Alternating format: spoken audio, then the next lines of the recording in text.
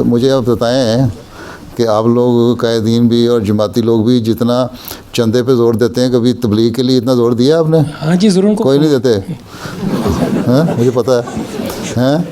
کبھی تربیت کے لیے اتنا زور دیا ہے؟ کبھی پلان بنایا ہے چندے کا؟ تو آخری مہینہ دسمبر کا آئے گا تو وقف عید کے اوپر زور دے دیں گے، اکتوبر کا مہینہ آئے گا تو طریقے بھی زور دے دیں گے، ستمبر کا مہینہ آئے گا تو کہتے ہیں خدا ملندہ کہ چندہ پورا نہیں ہوا 2، مئی کا مہینہ آئے گا، جون کا مہینہ آئے گا تو آپ لازمی چندوں پہ زور دے دیں گے.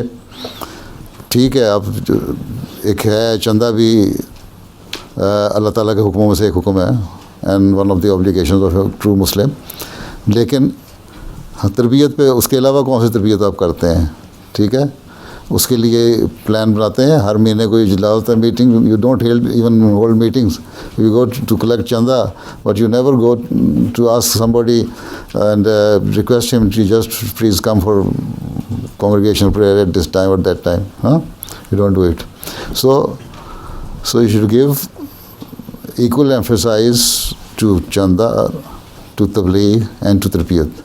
اگر تربیت نہیں ٹھیک then chanda is, you are not a tax collector.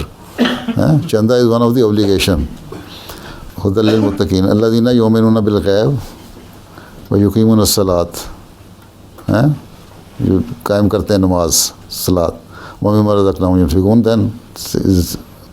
then chanda and your or whatever potential you have you spend on the way of Allah.